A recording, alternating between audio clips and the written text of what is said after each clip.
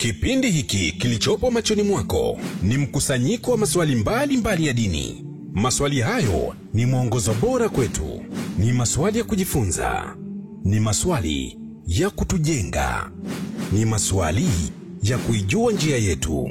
Kazi yetu ni moja tu, kukufahamisha yale usiyoyajua. Kutana na Abdillahi mwana wa Maalim Mashi. Ahlan wa sahlan wa marhaban bikum, mtazamaji wa Kishki TV. Karibu sana katika fainali ya Street Dawa maalum ndani ya Dhulhijja. Kama ambavyo tufahamu mtazamaji, kwa siku takriban 8 mutawalian tangu ulipoanza mwezi mtakatifu wa Dhulhijja, tulikuwa tukitembea mitaa mbalimbali ya jiji la Dar es Salaam kwa ajili ya Street Dawa, na katika kila siku tulikuwa tukiwapata washindi watatu. Washindi hao imekuwa ni moja kwa moja wamepata nafasi ya kuingia fainali, na leo ndio alhamdulillah wameitika hapa tukiwa katika viwanja hivi vya Al-Hikma Nursery School. Tayari tupo tayari kwa fainali. Kinachogombaniwa ni mnyama mbuzi huyo ambaye anaonekana. Kama ambavyo tufahamu, katika masiku 10 haya, siku ya 10 ni siku ambayo hufanyika ibada adhim kabisa ya kuchinja, kwa kuwa hiyo ni Eid al-Adha. Lakini pia na siku 3 mbele, zote hizo ni siku ambazo tuelezwa unaweza kustahili na kustahiki kuchinja. Mshindi wetu leo ataondoka na mbuzi, na kama ambavyo unashuhudia walio mbele yako hapo, hao ni sehemu ya washiriki, kwa maana ndio wana fainali wetu katika siku hii leo. Walikuwepo wengi, lakini kutokana na sababu ambazo zilikuwa nje ya uwezo wetu na wengine nje ya uwezo wao, walishindwa kufika kwa sababu mbalimbali. Hali ya hewa pia kwa namna moja ama nyingine imechangia, lakini ambao wamefika wao ndio wamesababisha fainali hii kuwepo vile vile. Nyuma ni mashuhuda ambao watakuwa wanashuhudia fainali hii, lakini pia wao watatoa comment kwa maswali ambayo yatakuwa yanaulizwa. Utaratibu awamu hii itakuwa ni tofauti. Kama ambavyo uko unafahamu, kule mtaani nilikuwa nikipita kuuliza maswali, lakini leo ni tofauti. Ambacho unakiona hapa ni kibakuli hichi, kina maswali yote. Kwa hiyo atakuja mmoja hapa, atachukua karatasi, nitamsomea swali, atajibu, atapata maksi. Lakini akitoka hapo na kuja mwingine hivyo, na itakuwa tunahesabu max kwa kila karatasi. Baada ya hapo, katika hawa 6 mmoja atatoka, watabaki 5. 5 watakwenda katika hatua inayofuata, hatua ambayo tutaieleza pia itakuwa ni ya mtindo gani. Mimi ni Abdillahi mwana wa Maalim Mashi, lakini kwanza kabla show hii naomba tuwatambue wana finali wetu katika siku hii leo. Brother, assalamu alaikum. Wa alaikum salam wa rahmatullahi wa barakatuh. Jina lako? Mimi jina naitwa Abu Rashid Musa Bakari. Uliuliza swali ukiwa wapi? Niliuliza swali nikiwa Tandika. Swali nakumbuka alikuwa anasemaje? Swali niliulizwa kuhusu nguzo ya hija, ni nguzo ya ngapi? Okay, mashallah. Ukasema ngapi? Nikasema nguzo ya 5. Mashallah, hili ni swali ambalo lilimleta katika finali hii. Mpe ndugu yetu hapa anafuatia. Assalamu alaykum wa rahmatullahi wa barakatuh. Wa alaykum assalam wa rahmatullahi wa barakatuh. Jina lako habib? Kwa jina naitwa Dr. Omar Adam Shukia. Swali uliulizwa wapi? Swali niliulizwa Buza kwa Lulenge, kwa Makibonge. Ilikuwa linasemaje? Ilikuwa linasema mwezi wa Dhulhijja ni mwezi wa ngapi katika mtiririko wa miezi ya Kiislamu? Ukatuambia ni wangapi? Nikasema ni mwezi wa 12. Safi kabisa. Hilo ndio swali ambalo lilimleta ndugu yetu katika finali hii ya leo. Mpe brother hapo. Assalamu alaykum. Islam. Unaitwa nani bro? Naitwa Chuma. Chuma. Swali uliulizwa wapi? Niliulizwa soko Madenge. Swala ya Idi, kawaida huko tuna swali rakaa 2 katika swala ya Eid al-Adha. Wale mahujaji kule Maka wana swali rakaa ngapi za Idi? Swali lilikuwa hilo. Kweli uko sahihi. Ukajibu nini vile? Nikasema hawa swali. Safi kabisa. Hilo ndio swali ambalo limleta finali ndugu yetu. Mpe brother mwingine. Assalamu alaykum. Wa alaykum salam. Jina nani? Joseph Milanzi. Mtazamaji, anaitwa Joseph Milanzi. Wakati tunamfuata yeye, mimi nilisema nitamuonea ile kameramani wangu Ahmed Kimamba akasema hapana bwana, wewe muulize, na mwenyewe pia akasema mimi niulize. Tukadhani kwamba hataweza kujibu, lakini tukamuuliza licha kwamba yeye katika dini yetu, lakini akababua swali ambalo wapo waislamu ambao walishindwa. Swali lilikuwa linasemaje? Swali lilikuwa linasema kwenye Uislamu kuna nguzo 5 za Kiislamu. Swala ya hija, ibada ya hija ni nguzo ya ngapi? Ukasema ngapi? Ni nguzo ya 5. Safi kabisa. Ni swali ambalo limleta finali ndugu yetu, swali ambalo wapo waislamu walishindwa, lakini yeye alifahamu. Nikamuuliza pia, uliwezaje kupata ile swali? Akasema yeye huwa anasikiliza sana mawaidha. Ilikuwa hivyo darasa msikitini, akiwa anazisikia kwa speaker akiwa maskani ama nyumbani kwao, kama sio kwake. Mpe brother hapo. Assalamu alaykum. Wa alaykum salam. Mzima? Fresh. Unaitwa nani habibi? Naitwa Mfaume Omari. Mfaume Omari. Nilikuuliza swali wapi ilikuwepo? Tandika majaribio. Tandika majaribio. Swali kwa linasemaje? Siku ya Arafa ni wanyama gani ambao wanatakiwa wachinjwe? Kaniambia ni wangapi? 4. Ambao ni Mbuzi, kondoo, ng'ombe na ngamia. safi kabisa. Mpe dada yetu hapo. Dadangu, asalamu alaykum. Wa alaykum salaam. Dada nani? Hai. Asha Isa. Hmm. Mama Isa. Hmm. Buza kanisani eh? Buza Swali kweli kanisani. nasemaje? Swali uniuliza katika tuwati hija Maka mwezi wa ngapi? Nikakwambia mwezi wa 12. Okay, mashaallah. Safi kabisa. Haya ndio maswali ndugu mtazamaji ambao yaliwaingiza katika fainali hii ya leo. Sasa moja kwa moja tunaanza mtanange wetu. Chomoa swali hapa. Jipige kitanzi mwenyewe. Bismillah. Hayuko moja. Haya. Bwana ameshafungua swali lake. Upo tayari? Niko tayari. Taja jina la mtume atakayekuja baada ya mtume wetu Muhammadin sallallahu alayhi wasallam. Hatakuja mtume yoyote. Kweli? Yeah. Nana na Mike huko. Kapata kakosa? Amepata lakini sasa Kama amepata basi. sasa amepata.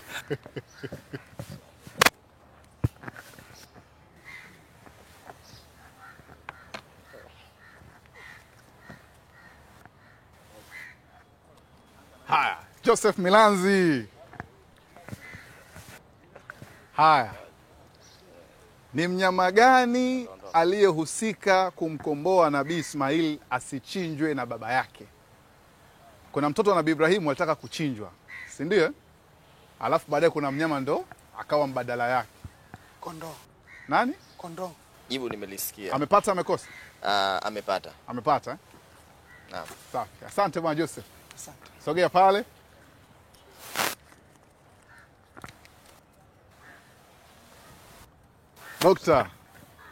Dokta swali lake nasema hivi. Katika swala za faradhi kuna swala huruhusiwi kupunguza hata kama wewe ni msafiri. Je, hizo ni swala gani? Katika swala za faradhi ambazo hauruhusiwi kupunguza hata kama wewe ni msafiri ni salati al-maghribi. Yenyewe haipunguzi, itabaki vile vile raka 3. Lakini pia swala zenye raka 2 kwa maana salati al-fajr. Amepata amekosa? Amepata. Amepata eh? Mashaallah, safi kabisa. Chagua bwana, jipige kitanzi mwenyewe hapo. Haya. Mfaume? Haya. Bwana Mfaume, kuna rakaa ngapi za swala ya faradhi kwa siku? 6. 6. Tunaomba comment huko. Amekosa. Amekosa? Ndio. Kweli? Kweli. Zipo ngapi? 17. Umesikia huko? 17. 17. Sawa. Mfaume amepoteza maksi moja. Swala ya subuhi ina raka ngapi? 2. Dhuhuri ina raka ngapi? 4. Dhuhuri ina 4. Alasiri 4. ina 4. Magharibi 4. ina 3 shehe. Sawa na Isha ina 4, jumla zinakuwa raka 17. Sawa sawa? Kwa hiyo ndio majibu sahihi haya. Jamani tunaandika mmoja amepoteza maksi moja. Haya. Mama Isa huyo. Mama Isa. Ni rakaa gani za sunna? Kuna rakaa ya sunna. Swala ya sunna manake. Kuna swala ya sunna. Mtume wetu Muhammad sallallahu alaihi wasallam amesema hiyo swala ya sunna hiyo ukiipata ni bora kuliko dunia na vilivyomo. Magharibi na ya asubuhi. Swala ya magharibi na asubuhi. Comment huko tafadhali. Amepata amekosa? Amekosa. Amekosa? Naam. Ni swala gani? Raka 2 kabla ya alfajiri. Safi kabisa. Umesikia hiyo? Raka 2 kabla ya alfajiri ndio bora kuliko dunia na vilivyomo. Haya. Asante Mama Isa kwa kujaribu. Mpe Rashid. Watu wawili wamepoteza max moja. Haya. Bwana Rashid Musa. Swali lako ulochagua ndio hili bwana. Mwenyewe umelichagua. Sawa? Taja hali mbili ambazo akiwa nazo mwanamke ni haramu kwake kuswali na kufunga. Akiwa katika nifasi, damu ya nifasi. Ya kwanza hiyo. Pili akiwa katika damu ya hedhi. Naomba comment huko. Amepata. Safi kabisa. Haya. Mashaallah. Mzunguko wa kwanza umeisha, sio? Rashid Musa. Rashid Musa Bakari. Haya. Kama ambavyo alianza wa kwanza aje tena.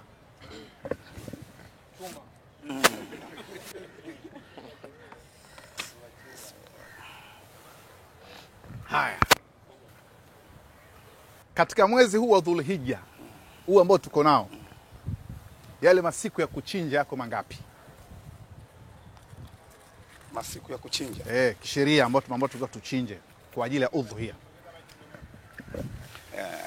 Chinja ni ziko siku baada ya kusimama Arafa, kumaliza kusimama Arafa ambao ni leo. Umeona? Kuanzia kesho kutwa kuchinja. Ziko ngapi? Nataka uzitaje sasa, uzihesabu mwenyewe kichwani afu nipe namba tu. Siku 7 au 100? Tuseme 3 kuendelea. Ni 3. Ni 3. Naomba comment huko. Nimenisikia jibu lake. Amesemaje? Lakini amesema ni siku 3. Amepata amekosa? Amekosa. Ni ngapi? Ni siku 4. Hem, zitaje? Kuanzia siku yenyewe siku ya 10, siku ya 11, ya 12 na ya 13. Safi kabisa. Umesikia bwana? Yaani ungesema 3 ukitoa ya Idi, ngoo umepata. Umesikia hiyo wewe? Hapana. Sawa. Joseph. Bana mkubwa. Huu ni mwaka gani kwa mujibu wa kalenda ya Kiislamu? Miladia hii ni 2025. Kwa mujibu wa kalenda ya Kiislamu huu ni mwaka gani? Mwaka wa 230. Ni mwaka 1446. Sahihi, sio? Umesikia bwana? 1446. Asante kwa kushiriki. Watatu aje? Naam. Dokta. Mwezi wa kwanza wa Kiislamu ni mwezi gani? Mwezi wa kwanza wa Kiislamu ni mwezi wa Muharram. Naomba comment huko. Amepata. Kweli ni Muharram? Naam. Haya, asante. Mashaallah. Aje mwingine. Vile vile ambao baada ya dokta.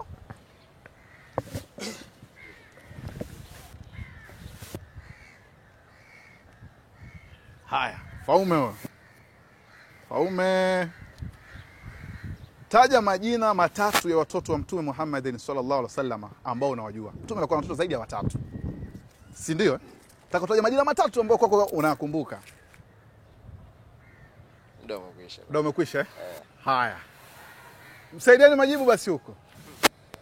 Majina matatu ya watoto miongoni mwa watoto wa Mtume Muhammad sallallahu alaihi wasallam. Matatu, wa kwanza ni Fatimatu, Ibrahim na Zainab.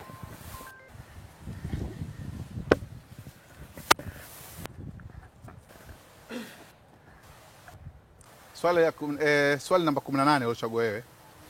Nasema Mtume Muhammad sallallahu alaihi wasallam aliteremshiwa kitabu gani? Unajua kila mtume aliteremshiwa vitabu Si ndio? Kitabu gani? Umetaja nini sasa hivi? Tunaomba comment huko. Umesikia jibu lake? Amesemaje? Qur'an. Ni kweli? Kapata. Haya, asante. Andika Max dada yetu Mama Isa hapo. Huyu ndo namba 5 huyo? Huyu ndo wa mwisho? Taja nguzo 5 katika nguzo za Uislamu. Nguzo 5. Nguzo ya 5. Nguzo ya 5. Nguzo ya 5 ni nguzo ya hija. Comment huko. Amepata. Kapata. Sawa. Haya. Jamani, hii ndio raundi ya mwisho sasa Tutaafu. Chuma. Anatoka mmoja anaingia wa 5. Ndio umechagua hilo? Kama ngumu sana. Wewe sijui. Taja majina matatu ya wake wa Mtume Muhammad sallallahu alaihi wasallam ambao wewe unawajua. Mtume alikuwa na wake zaidi ya hao. Lakini sasa utajia watatu tu ambao unawajua. Khadija.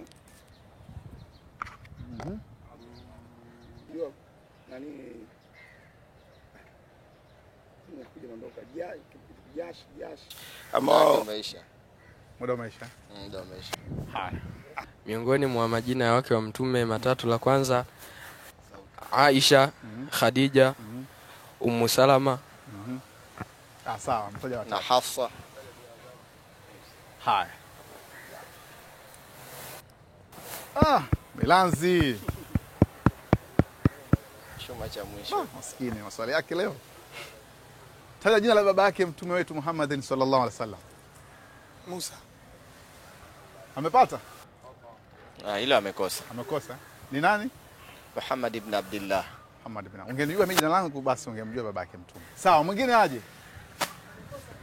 Amekosa. Vua hii sasa. Atapiga hat-trick dokta. Kwa maana kabisa. Nabii gani ambaye watu wake walimchoma moto ingawa Mola alimnusuru? Ibrahim alayhi salam. Kali maliza mwenyewe, mvua hii. Kapata kakosa? Amepata. Amepata. Amepata? Sawa. Mwingine aje hapa. Mashaallah. Ndio anapiga hat-trick. Mnaandika max ndani? Kapata dokta?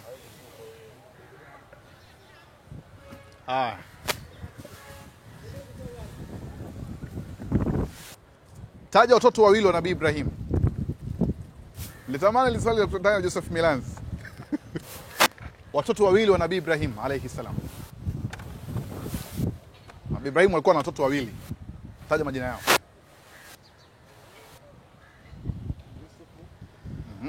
Wa kwanza wewe. Wa pili.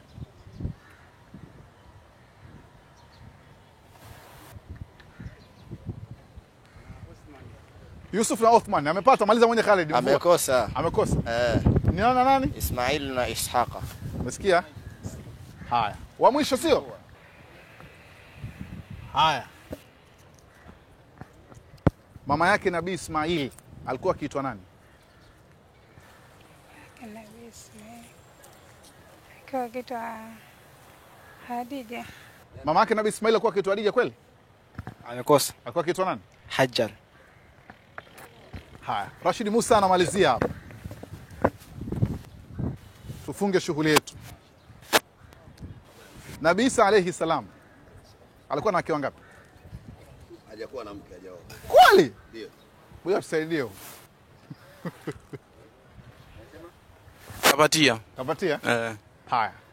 Mtazamaji wa Kishki TV, finali yetu sehemu ya kwanza imeisha hivyo. Na sasa tunasema hapa anatoka mmoja, wanaingia watano wanaendelea. Na nadhani hapa ni mmoja peke yake ambaye kukosa maswali yote. Si ndio? Si ndio hivyo? Hamna alokosa maswali yote. Yupo? Hakuna. Mfaume ulipata swali? Kakosa yote. Yule pale Mfaume. Kwa hiyo Mfaume wewe tunakushukuru. Sogea kidogo hapo. Haya, huyu ndio amekosa maswali yote. Kwa hiyo amepungua huyu, hawa wameingia kwenye hatua inayofuata. Kwa hiyo bwana Mfaume tunakushukuru sana, lakini usiondoke. Utapata hata zawadi yako kushiriki tu. Japo sio kubwa kihivyo. Haya. Sasa hiyo ni sehemu ya kwanza imeisha. Tunaingia sehemu ya pili. Street Dawa, kukuelimisha, hilo ndilo jukumu letu. Hapa karatasi moja maswali matatu, ukipata moja ni alama 2. Kwa hiyo ukipata zote itakuwa ni ngapi? 6. Tunaenda na zile za nyuma za mtu ambazo alizipata. Sawa? Mimi naomba namba 1 aje hapa. Anze. Chuma. Haya. Dakika ni moja tu. Haya. Karatasi ndefu ile. Chuma. Swali la kwanza. Taja jina la swahaba wa mtume ambaye asili yake alikuwa ni Ethiopia, yani Mwafrika. Nani? Ampiga azana nani? Sogeza mic. Kuna jina kile kuna kitamka.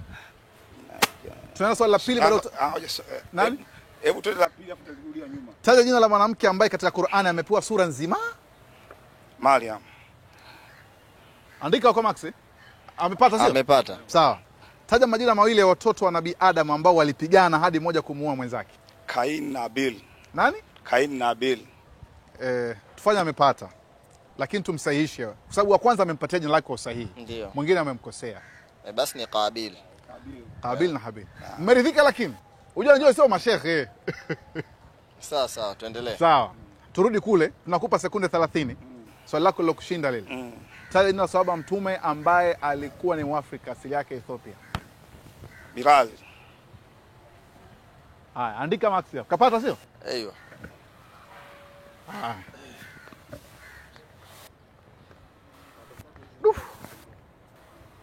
Kwenye Qur'ani bwana kuna sura moja hiyo. Usipoisoma kwenye swala lako haikubaliki. Hiyo ni sura gani? Alhamdu. Alhamdu. Amepata makosa? Amepata. Bilitifaki.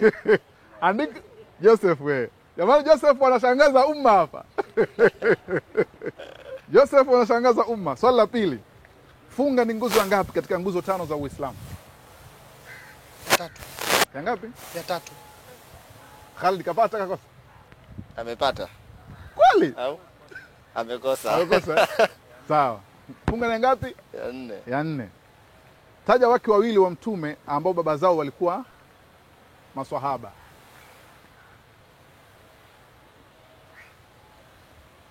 Biamina. Biamina.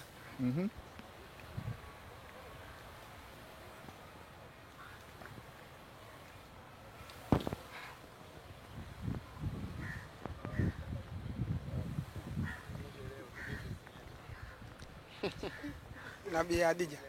Amepata makosa, tarakaraka tumsaidie. Amekosa. Amekosa. Aisha na Hafsa. Sawa. Kuna maswahaba 10 walibashiriwa pepo. Si ndio? Chuma. Naomba utaje swahaba mmoja tu aliyebashiriwa pepo, ukiacha wale makhalifa wanne. Yaani mtoe Abu Bakar, mtoe Umar, mtoe Uthman, mtoe Ali. Abdurrahman bin Auf. Abu Ubaida.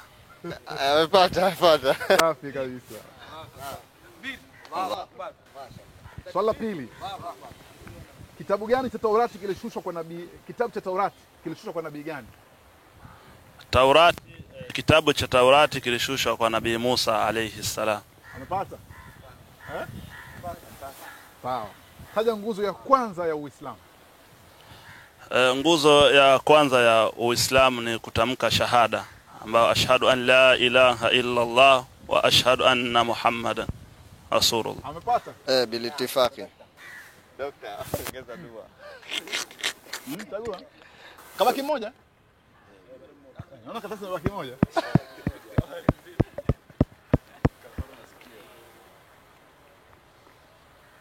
Taja masiku matatu yaliyofuatana ambayo ni haramu mtu kufunga.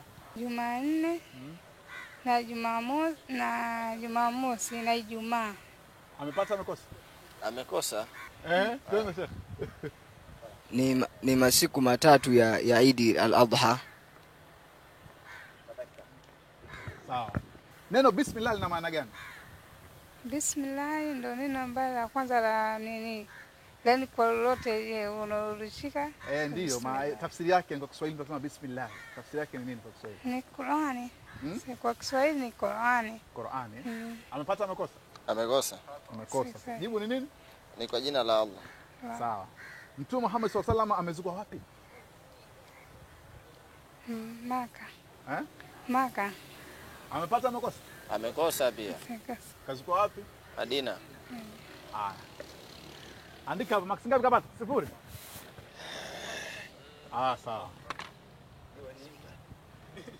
Hiyo ndio limebaki shehe wangu. Hata kama ndio gumu. Haya, swali la kwanza.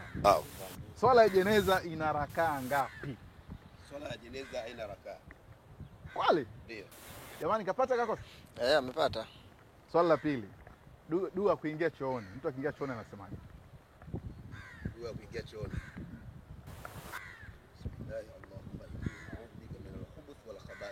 Amepata. Nguzo za Uislamu zipo ngapi? Ziko 5. Amepata. Tumemaliza? Tumemaliza. Allahu Akbar. Street Dawa, kukuelimisha, hilo ndilo jukumu letu. Mtazamaji, hapa tunatafuta mshindi wa kwanza mpaka wa 5 na mshindi wa 3 amepatikana na wa 4 pia amepatikana. Wa 4 ni Milanzi bila shaka, si ndio? Wa 4 ni Joseph Milanzi, namba 5 ni dada yetu Mama Isa. Namba 3 ni Chuma. Lakini sasa hapa kuna watu wawili wameshindana. Sasa challenge hii naomba mje wote hapa. Kila mtu maiki yake. Mtazamaji, hawa ni washindi wa hapa, anatoa mshindi wa kwanza kwa sababu wamegongana wote. Kwa hiyo hapa challenge ni wao kwa wao. Na maswali ni matatu. Ataanza Rashid Musa kumuuliza dokta pale maswali. Swali moja akijibu anakuja huyu. Na hapa max maswali 5 yani. Ukipata swali max pointi, max ngapi? Ikiwa wewe umeuliza swali hauna jibu, 5 zinakatwa na zinaenda kwa mwenzako. Rashid Musa, bismillah. Ni sifa gani ambayo mnyama haruhusiwi kuchinjwa? Akiwa na sifa hizo maana yake haruhusiwi kuchinjwa. Yes. Haruhusiwi kuchinjwa ni mnyama ambaye atakuwa jicho lake lina chongo, mnyama ambaye itakuwa eza mbuzi yuko chini ya umri wa mwaka mmoja, kama ni kondoo pia awe chini ya miezi 6, na kama pia ni ng'ombe awe chini ya miaka 2, na sifa 3 pia awe na ulemavu. Nilikusudia kwamba kuna sifa ambazo mnyama yeye akiwa na sifa hizo haruhusiwi kuchinjwa. Jambo la kwanza, mnyama akiwa na chongo. Na sifa ya pili, mnyama akiwa na pungufu wa mguu, mlemavu wa mguu. Na la tatu, mnyama akiwa ni mgonjwa, dhaifu. Na ya 4, akiwa mifupa yake haijaimarika. Ndio sasa hiyo inafanana na hajatimia? Hajatimia. Hajatimia umri. Nadhani ndio inafanana hiyo hapo. Kimaana inafanana hiyo. Sawa. Kwanza Rashid Musa, umeridhia hilo? Nimeridhia kwa sababu yani ulichojibu unasema yeye na yeye ambaye haipo katika hiyo ni hiyo ambayo umesema asiwe na umri wa miaka. Hiyo ndio. Kimaana inafanana na yako bwana. Au mimi mnaonaje? Hii naona kama ipo katika mlolongo mwingine katika zile sifa za wanyama ambao wanahitajika umri. Sijataja umri. Ningetaja umri ndio tungetia hii hapa sasa. Kwamba miezi fulani, miaka fulani. Sawa. Rashid Musa. Abek. Mnyama kwa mfano mbuzi akiwa hajatimiza mwaka inafaa kuchinjwa? Hafai. Kwa sura hiyo pale Rashid Musa kwa amepata anakosa. Mastumbe amepata kwa hiyo. Amepata. Na muuliza hapa ndugu yangu kwamba yaumu tarwiya ni siku ya ngapi katika Dhulhijja? Ni siku baada ya kuswaliwa swala ya Eid. Siku ya Mwangalia alokuuliza mimi hata sijui. Siku baada ya kuswaliwa swala ya Eid, siku inayofuata ya 3 yake. Amepata amekosa? Amekosa. Tunaomba jibu. Yaumu tarwiya au siku ya tarwiya ni siku ya 8 ya Dhulhijja ambao mahujaji wanakuwa Mina. Safi kabisa. Eid al-Adha hii tunaingia. Wakati tunaenda kuswali swala Eid, tunaanza kufuturu, kutia chochote ama kabla? Unapoiendea ibada ya Eid al-Adha, Muislamu anatakiwa awe amefunga na atatia kitu chochote baada ya kusali Eid al-Adha. Amepata bwana Rashid, amekosa? Amepata. Twende bwana dokta. Mahujaji wanatakiwa kulala Muzdalifa siku gani? Siku ya 8. Amekosa. Baada ya kumaliza magharibi ndo watalala usiku ule baada ya Arafa. Tifahamu mtoto wa Nabii Ibrahimu wa pili, mama yake alikuwa anaitwa nani? Mama yake alikuwa anaitwa Sara. Amepata amekosa? Amepata. Mtazamaji wa Street Dawa, Street Dawa maalum ya Dhulhijja siku ya leo imemalizika hivyo, na huu bwana dokta hajamalizia swali la 3 kwa sababu tayari maswali yote yameajibu, alafu mawili ndugu yetu ameshindwa hapa. Kwa tayari tumempata mshindi wa kwanza. Kwa hiyo mshindi wa kwanza wa leo ni bwana dokta hapo katika finali yetu hii, na yeye ndio ambaye ataondoka na mnyama mbuzi. Mshindi wa pili ni Rashid Musa. Huyu hapa, yeye tutampa zawadi ya shilingi 50,000. Lakini mshindi wa tatu ni chuma tata sana huyo. Yeye ataondoka na shilingi 30,000. Sasa tumeona na mtu wa 4 ni ndugu yetu Joseph Milanzi. Kwanza yeye ni Mkristo, sio katika sisi, na amepambana, ameweza kujibu maswali ambayo Waislamu waliwashinda na ameingia mpaka 5 bora na bado amekuwa mtu wa 4. Kwa hiyo kwa nafasi hiyo tutampa shilingi 20,000. Watano ni kwa sababu ni mwanamke peke yake. Kwa hiyo kwa sababu ya ndo mama zetu hawa, naye atapata shilingi sisi ngapi tutakuta kwenye bahasha tutuambia, nadhani 10,000.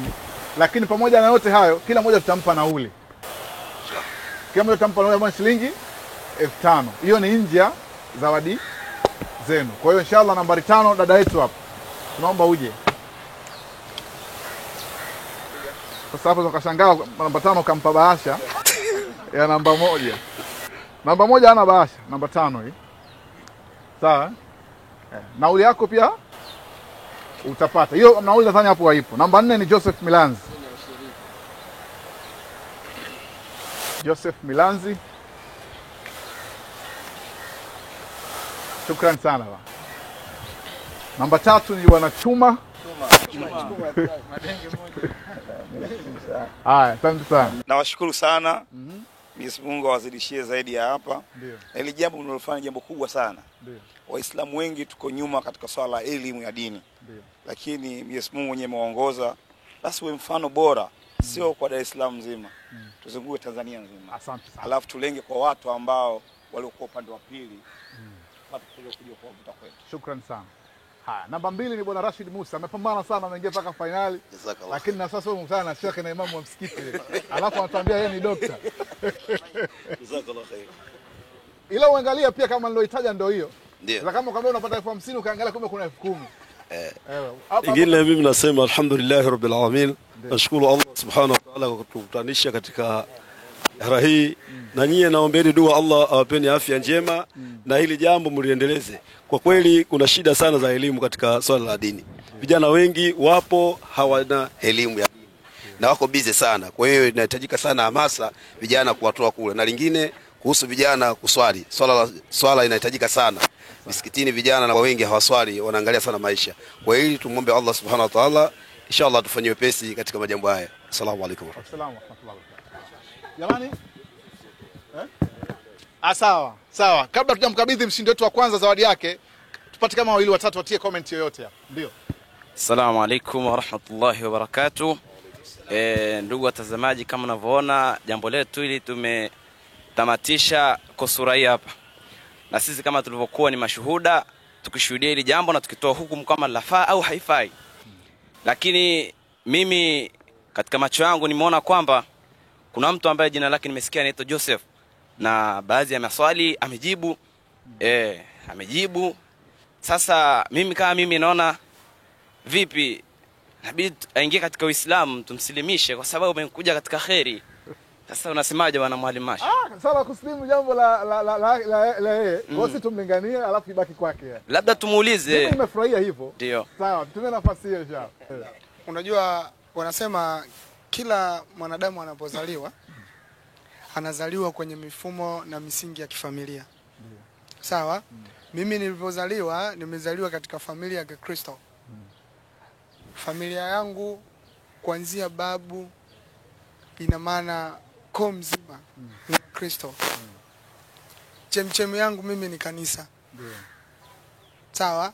Sasa swala la kusilimu kwenda kwenye Uislamu nitafikiria kwenye ndani ya moyo wangu. Sawa. Asante. Pale nitapokuwa tayari basi shekhe nitakwambia. Sawa. Kwamba sasa hivi shehe ndio natoka huku na kuja huku. Allah tumuomba Allah kufanya wepesi, akupe umri wewe na sisi. Amina. Unajua bwana maisha haya tujisi tutakufa lini Amina. Zaka tunaongea hivi mtu akafa kesho. Mimi naomba Allah ajalie kabla hujaondoka duniani basi katika kitu ambacho nafikiria Allah akuongoze uingie huko. Amina. Kwa sababu wanavyosema unavotoka kwenye dini moja kwenda kwenye dini nyingine usitoke kwa kinyongo. Tumkabidhi bwana vijana mahadi wakiwa namkabidhi Dr. mbuzi wake. Allahu Akbar.